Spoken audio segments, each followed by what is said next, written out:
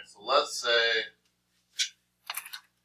that I went around the school, went around like randomly pick people, right? Because it's supposed to be my ass. And I found that 20 out of 40 people that I surveyed prefer Coke over Pepsi. Big time important stuff. What I'm going to ask you to do, let's just write this on the sheet. How many of you guys prefer Coke over Pepsi? I don't drink either, so I don't know. I would never drink Coke. That's unhealthy. I just don't drink it. Hot. You still drink soda, like because you don't like it, or because it's bad for you? Oh, I thought was not a fan.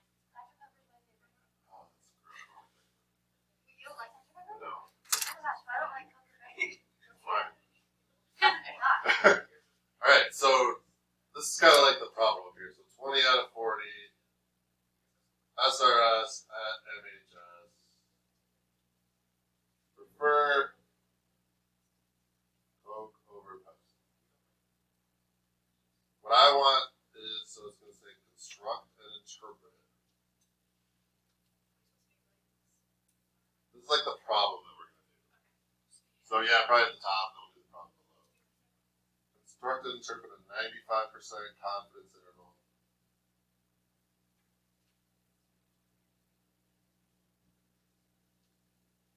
To estimate the true proportion at MHS who prefer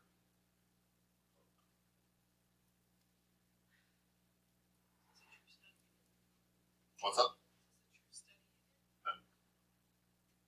Closest I came was when I just asked you who prefers Pepsi over Coke?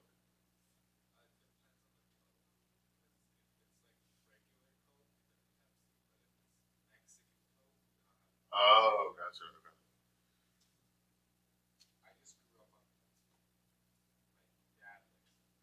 What about, I grew up on Arson Cola. Everybody have that? Yeah, I know what that is. It's like super sugary cola. It's like a light blue, right? Like The can with like a cursive art. yeah. Alright, so in the notes she did like, I think she said state, plan, do, and then conclude. That's not familiar. I don't know. Honestly, Um, I don't know what she's So, well, there was like a 4-step plan. So you can use those terms. I'm going to call it, there's like 4 parts we're going to do. I'm going to put the first part as just the intro. I think she calls it like state. Like state what you're going to do. You can call it either. And the label's not really important. Like no one's creating the label. It's just to help you organize your thoughts. Yeah. State plan do conclude. Okay, so she calls this state. I'm going to call it intro, and you don't really have to call it anything.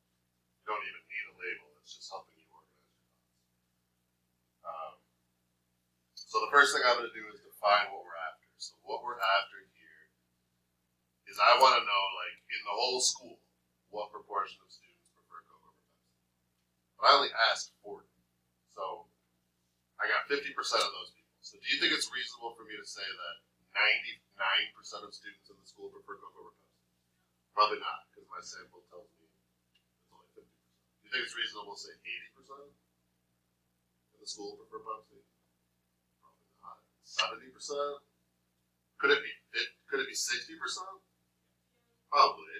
So the idea is like we have a certain little bit of information, but we have to, when we generalize it to the bigger population, we have to give ourselves a little bit of wiggle room because we're not entirely positive.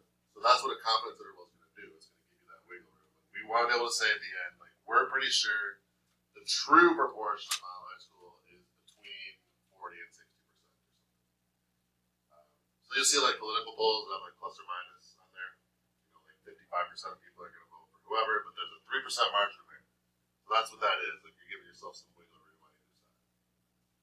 So what we're after is we want to find, so I'm going to define this. P equals the true proportion of students at MHS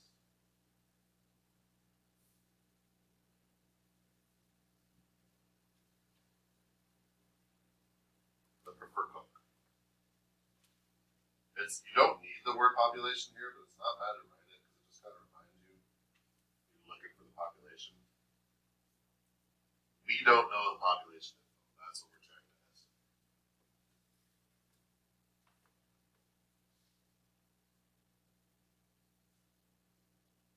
And then I'm going to say, this is like my thesis statement. We want to estimate P at a 95% confidence level.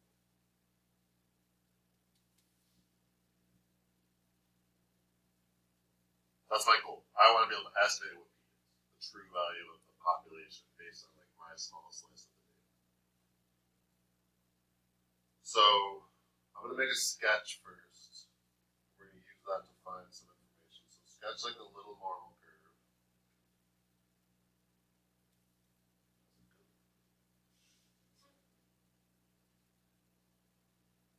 And then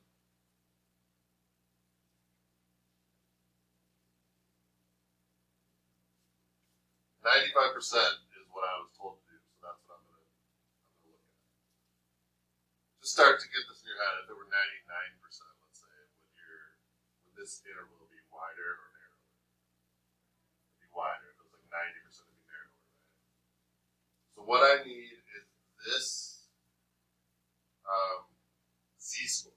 It's been a while since we did z-scores. But if you remember, the entire normal curve takes up 100%, right?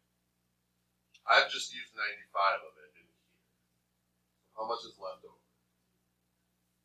2.5 on both sides. If I want this number, remember there's 2.5 here and 2.5 over here. But I only care about this one really.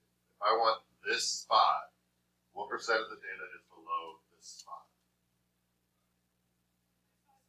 95% plus 2.5, so 97.5.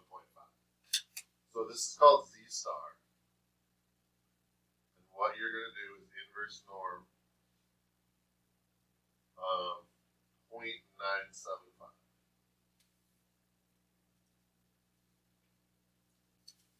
Remember how to find inverse norm in your calculator?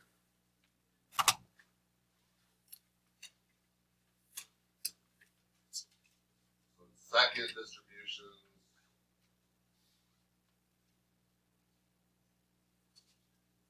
So I had second bars to get the distributions. And then 3 is inverse norm. And I'm just looking for a z-score. So I'm just going to go 0.975. And if you have these two things here, just put 0 and 1. If you don't have that, you can just put 0.975 and it'll just assume it's 0 and 1 and you're fine. And I should get 1.96. We get that? We good there? Alright. I'm also at the top just going to summarize what I know, and this is what we did. This is what the point of the last chapter. So p hat is 20 out of 40, which is 0.5. And I also know the standard deviation. So what's the standard deviation if we're working with one proportion?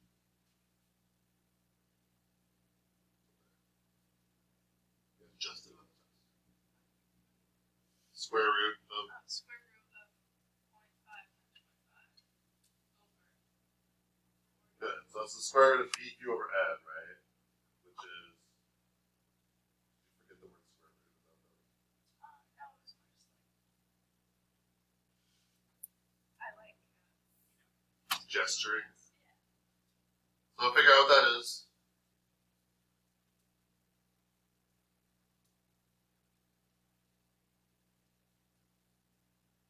So I got 0.07 there.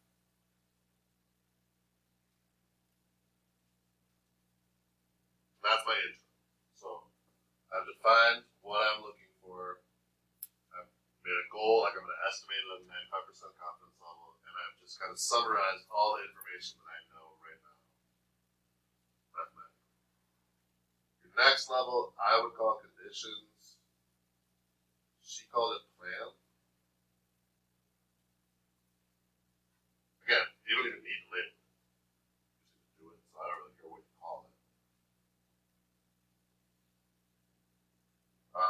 definitions, I think it's really helpful to remember the RIN thing. So what's R? Randomness. So randomness was stated.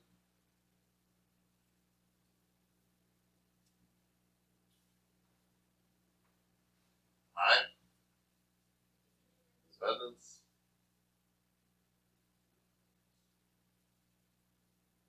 How do I know I have independence?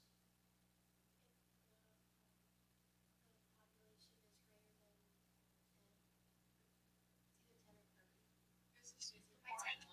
So if it's means, it's n is greater than 30, but this is proportion, so it's the 10% Yes. thing. Yeah. So 40 is less than or equal to 10% of like MHS students.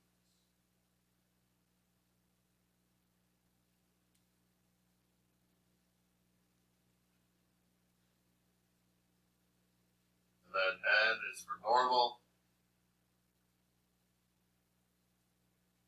And I know this is normal because this is the N. P is greater than or equal to 10. And Q is greater than or equal to 10. They're both the same. You don't actually have to write those twice because you're writing the same thing. But just to keep it like at the same pattern, like this is NP and then Q. No, that's not 0.5. Sorry, this is 40. Yeah, it's 40 times 0.5 and 40 times 0.5. Whatever.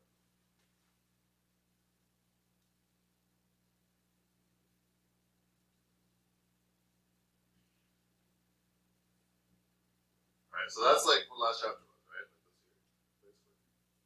So we're just kind of adding to that. So a confidence interval. So this, I would call this the math. What does she call this? Do. So the formula, and you will have this too. This is on the formula sheet. This is the statistic plus or minus the critical value, which is the z star that we found up above, times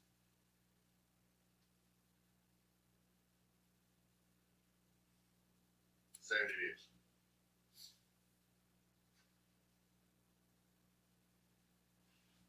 And we already have all those things. This is your general formula. So this is like your estimate. The statistic is in the middle, and then you get to like add and subtract a certain amount, which gives you like your margin of error or your wiggle room on either side.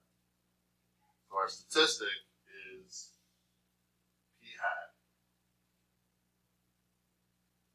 Our critical value is the z star. And the standard deviation, I could just write like 0.079 here, or I could write the formula again.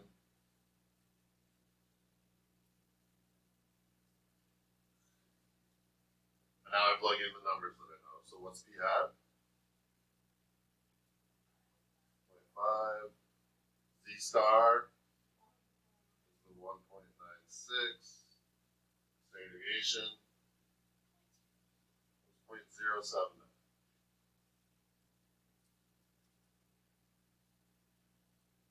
So we just do math. So what's 1.96 times 0.079? 0.155.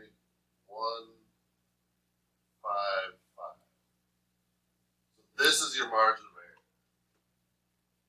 We're going to go 0.15 below 0.5, and we're going to go 0.155 above 0.5.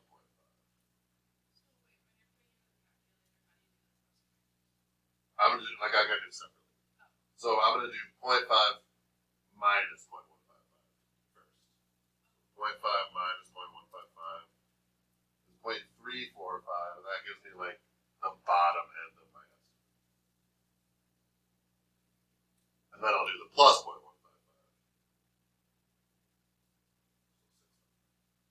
And that'll be the top end of my estimate.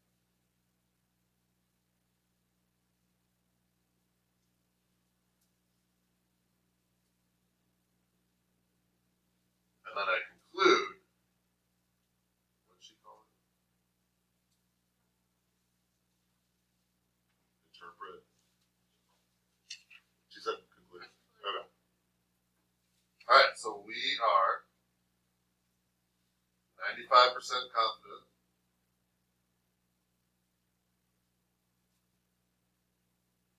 Then P, remember P represents like the population proportion.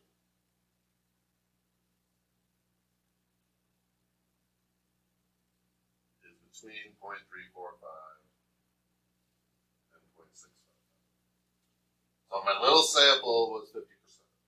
But because it was small and I didn't have everybody, I've got to give myself some margin of error. So yes, it was 50%, but I'm pretty confident it's between like 34.5% and 65.5%. So that's the idea that we're doing. We give ourselves like a margin of error on both sides. So I know that's a lot. Hopefully all this is familiar, except for this is kind of new. But down to here, I think it's familiar-ish. So this is the new. I don't know. What can I help with? What questions? Yeah. So it just feel like for the computer part, like if they wanted, like if you wanted to write it like in a percentage, it would just be like 34.5 and 65.5. It would, but I wouldn't write it that way. You just want to keep it as decimal. Yeah. Yeah. So every time we do one of these for conclude, are we stating that same sentence but like changing? Basically. Yeah. So I could change the 95 could become like a 90 or a 99. Like that might change. I guess that's really it. But yeah, we'll do another one right now and then just hopefully see how like it's similar. What else? Those other hand. Where does like the 95% thing play in? So That was the critical value. Yeah, my question was going to be the 95 and then we went to 97. Like how's that? okay, so the 95 plays in because like, all right, imagine this. I want you get a 20-pound window on either side to guess my weight. So go ahead and give me a shot. What do you got? How fat do you think I am? 230 to 270? Or like 230 and then like 20 in each direction. Yeah, 20 each direction. So your guess would be 210 to 250. Sure. Okay. Yes. So that's like the, does that make sense? What were you going to say? So, like, for like this star, you only use the one like on the right. Is that kind of what you just explained? I'm getting there. Okay. Let me do the, like, what does that 95 number mean Okay, first? I get it in the ballpark. Now, because I'm doing a weight loss challenge, I just went under 250 like yesterday. Alright, so now, you don't have to say it, but give yourself a 20-pound window where you're, or a 40-pound window, I guess, where you're like, I'm pretty sure Mr. Davis between this and this.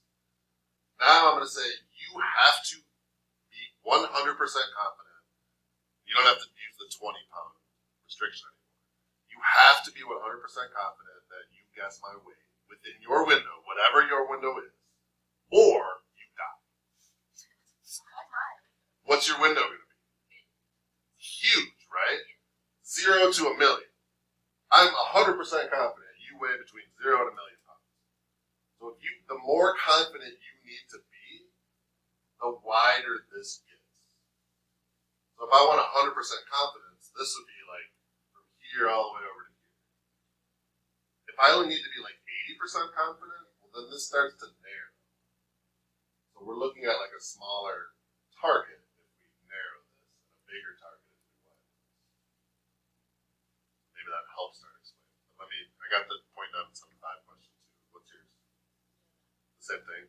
So why did I use this? Are you gonna be? Yeah. Why did you choose that? It won't matter because down here, like, if this is 1.96, this over here is just negative 1.96, so it's like symmetric. And then if you notice down here, we added and subtracted it, so we ended up using the positive and the negative. There's a formula here too, like if you don't want to think about what you're doing, it's always like if this is 95, you do 1.95 divided by 2. If it's 90, you do 1.90 divided by 2. If it's 98, you do 1.98 divided by 2. So this is always like 1.xx divided by 2, where xx is like the percent. So was that the question, like how do I get it, or is it y? It's just like why? I'm still confused. It's fine.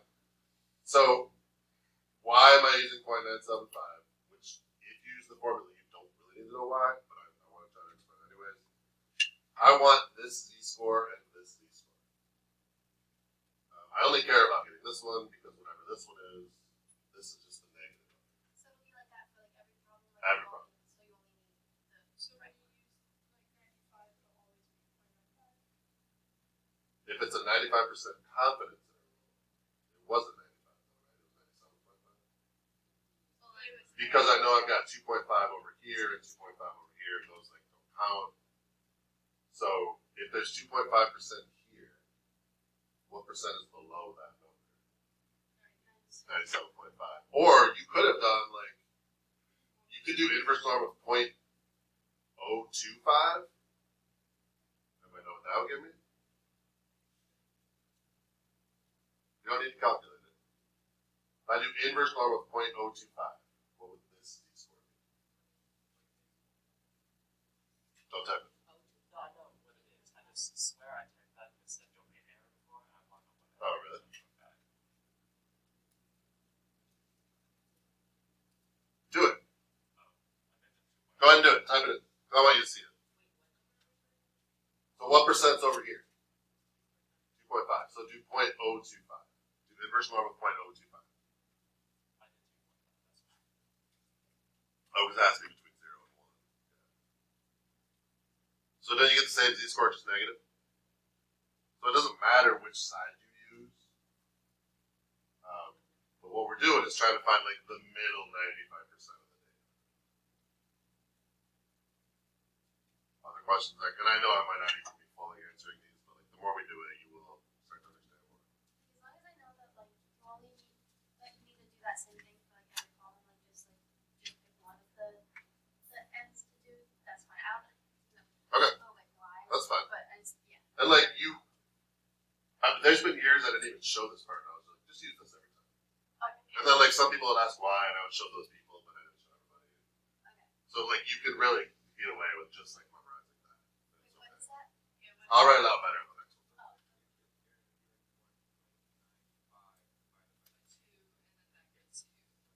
Yeah, yeah. So like whatever the percent confidence is like X. I don't know how to write that. It's like 1 point confidence level divided by 2. And you get the inverse norm. And like it would do this part, and it would, like if you typed in right now, inverse norm of 1.95 divided by 2, it would give you this.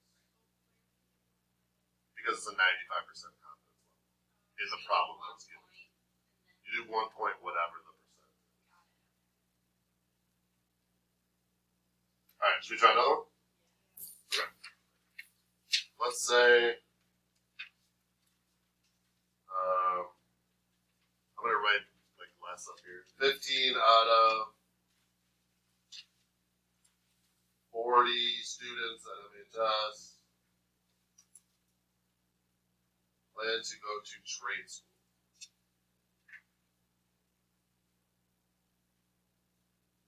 And I want a 90%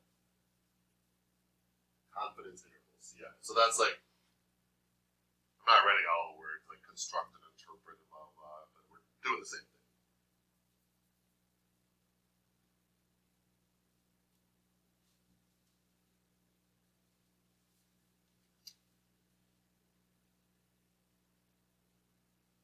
Alright, so my intro. First I have to define what it is that I'm looking for. So that's P in this case. This would be the true population of Minnesota. You don't need it, but it's a really good reminder that that's what you're looking for. True population proportion of MHS students.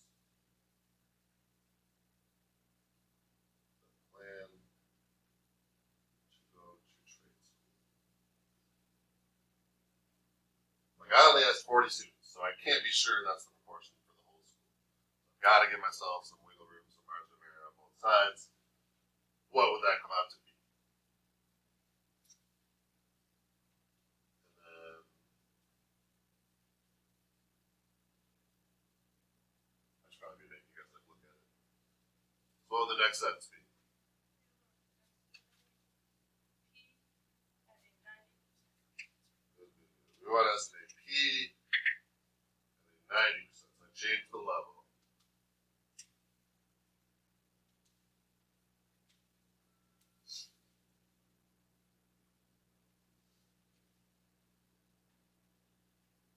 Make my sketch.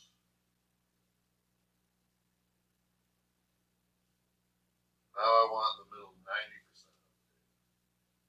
want to know at least score that has like 90% in there.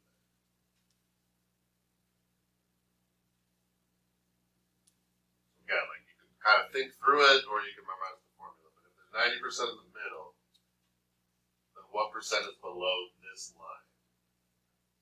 95, right? Because it's this 90 plus there's 5 more over there. So you could do inverse norm of 0.95. Or what will always work, you just want to go, okay, I'm going to do inverse norm of 1.90 divided by 2, because 90% was the confidence level. So you can kind of think about that either way. If you want to memorize it or understand it, not judge it. You should get like 1.64.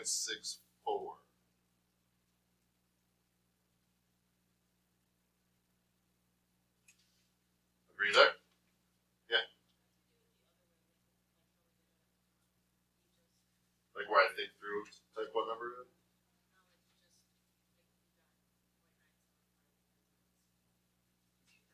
Like, so like that way, talk about it. So this would be inverse norm of 0.95 because if I've used 90, there's like 5% there and 5% there. So then what percent is below this would be this 90 plus 5% more. So this is the same as doing like the inverse norm of 0.95. Thought I asked you. Okay. Alright, now I'm going to list my p hat and my standard deviation. So p hat is 15 over 40, but it's a lot easier if they're decimals, to work with decimals. So I'm going to make that into a decimal, and that is 0.375.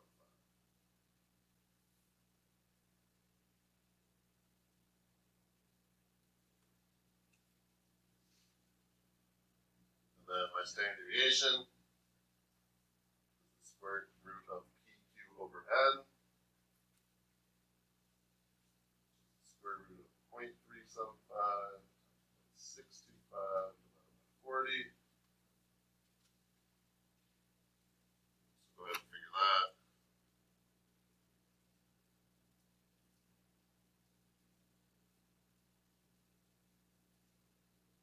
I got 0.077.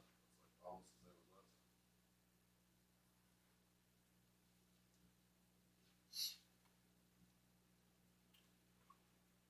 Question on that top part. Where did you get this from? Why did you put this here? What's this mean? So you did the p hat, so 15 divided by 40 to get the 0.375. So that's p, like, is it? That's the sample proportion. Okay, and so that's what you need to So, like- find in order to do the standard deviation. Yes, and it's what I need to like. When you get down to the bottom here, the sample proportion is like your starting point. It's like your best guess, and then you give yourself wiggle room on either side of that starting point. Okay. So this one's going to be 0.375 plus or minus a certain amount, and then we'll figure out what that window is. Other questions? All right. So conditions are next, or plan, whatever you want. So to me, the easiest thing there is your RIN.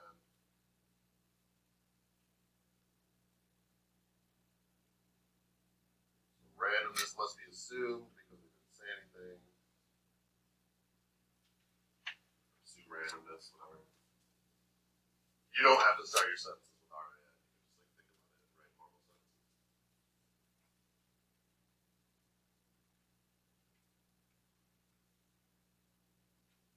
Do I have independence? Do because.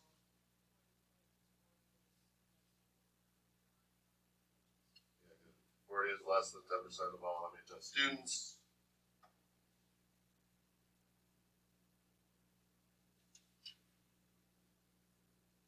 And do I have normality or is it normal? So then I need to say, you know, this is kind of, let me show you like a faster way to do this. On some of these. So you could do n times p and n times q. But what you're looking for is at least 10 successes and at least 10 failures. So you need at least 10 yeses in your survey and at least 10 no's in your survey. Well, how many yeses do I have in my survey? 15. How many no's do I have? Not 40, careful. 25. But those are both bigger than 10, right? So I have 15 successes, 25 failures, both greater than equal to 10. Or you could do the n times p, n times q, but you're going to end up with those numbers. So it's just kind of a shortcut to make it go faster. Alright? Alright, what's next? Math. So you always start, and there's 4 different confidence intervals that we're going to do. You start them all with statistic plus or minus critical value times standard deviation.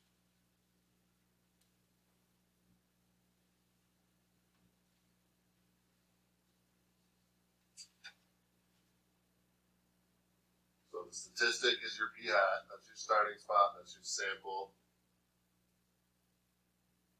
Your sample data. Your critical value is C star, and then you've got your standard deviation.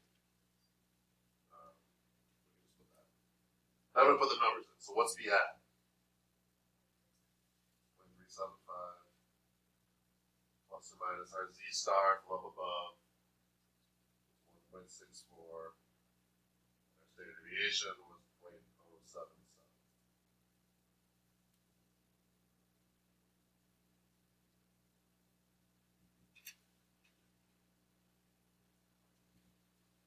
So then I'll figure out, okay, what's 1.64 times 0.077? 1.126.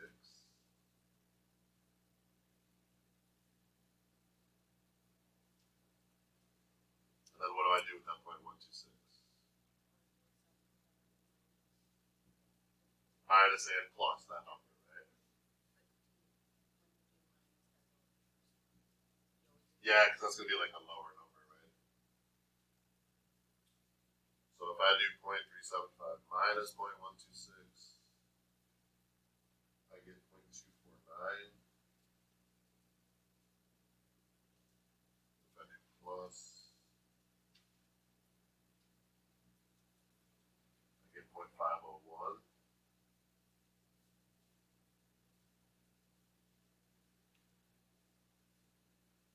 And that's my confidence interval. You see the same? Questions for me? And then you just conclude it. And the conclude sentence is basically the same every time. You just, like Rachel said, you just kind of plug it in different things. So we are 90% confident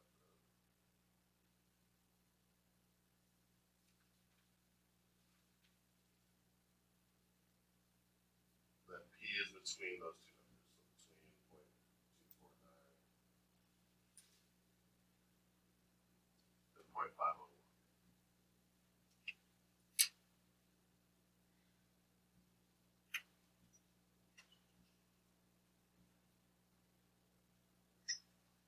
So I want to start again, just thinking about what would make intervals wider or shorter. So we did a 90% interval, and we came out with like 0.249 was here, 0.501 was here. If I made it a 95%, would the interval get wider or narrower? Wider. So 95%, I'd have to stretch further this way, right? And then these numbers would be further apart. And think about the idea, like if you had to be 100% confident or you died, you're going to make it like as wide as you possibly can. So bigger numbers will widen. Bigger confidence levels will widen. Smaller confidence levels will narrow. Questions on anything in there? The most common ones are like 90, 95, 98, 99. 85 I've seen like some. Not that small. But what's important, like what they ask a lot about is like, if this gets bigger, what happens to this? If this gets smaller, what happens to this? So that's what I'm trying to start All right, we'll do more tomorrow. Kind of the intro. That's like the big project, and then we'll start breaking down little parts of it too. Practice more.